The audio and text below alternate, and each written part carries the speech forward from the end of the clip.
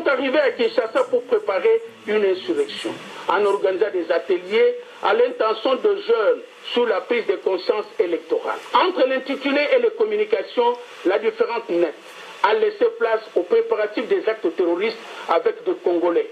C'était sans compter avec le patriotisme congolais, même si Floribert Anzoulouni, Sylvain Bié Mouchiba et Frédéric Baouma Winga, Congolais tous, ont été des complices.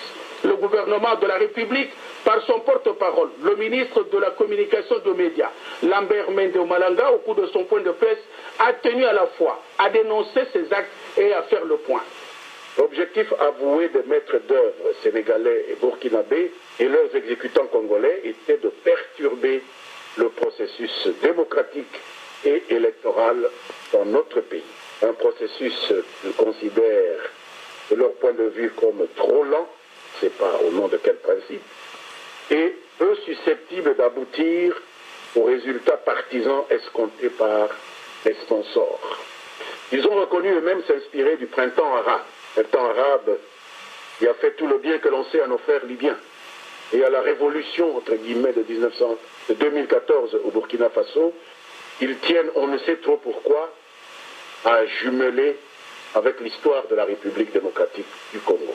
Une ambassade étrangère établie à Kinshasa a reconnu avoir pris partiellement en charge les frais de cette opération qui a été lancée, comme vous le savez, par ses auteurs les 14 et 15 mars 2015, avec l'encadrement des leaders des mouvements Y'en a marre du Sénégal et Balai citoyen Burkina Faso.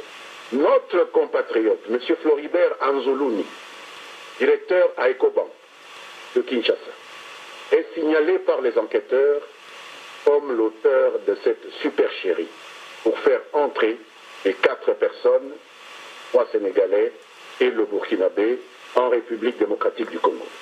Nous lançons un appel à M. Floribert Anzoulouni, où qu'il se trouve. Il y a intérêt, et pour lui, et pour la recherche de la vérité, à ce qu'il se présente au devant des enquêteurs pour clarifier les choses à ce propos. La tourmente du 19 au 21 janvier dernier continue donc à livrer ses secrets. Cet atelier de sensibilisation aux techniques de mobilisation insurrectionnelle a eu lieu dans la salle paroissiale Sainte-Marie Auxiliatrice, attenante à l'Institut Don Bosco, 6 avenue Mobutu, quartier Abattoir, Petro-Congo, dans la commune de Massina. Deuxième action le 15 mars 2015, au quartier Sans Fil, dans la commune de Massina. Dans une salle louée, tenez-vous bien, 12 800 $ américains, dont 5 000 ont été payés, en croire un diplomate, ici au Congo, au titre d'acompte, le 12 mars 2015. Une conférence de presse dont le thème était l'éveil de la conscience de la population.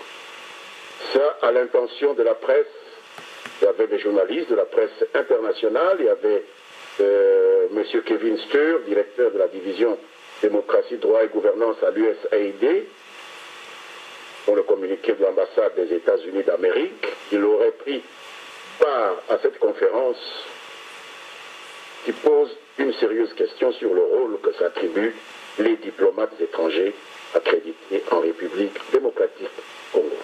Le président de la République a eu à poser cette question à 3 reprises déjà et les pratiques continuent. La leçon est à retenir parce qu'elle interpelle, même par des anonymes et surtout des sponsors. La République démocratique du Congo est un pays souverain, a dit Lambert Mende Malanga, avec ses potentialités et ses particularités, qu'on se le dise.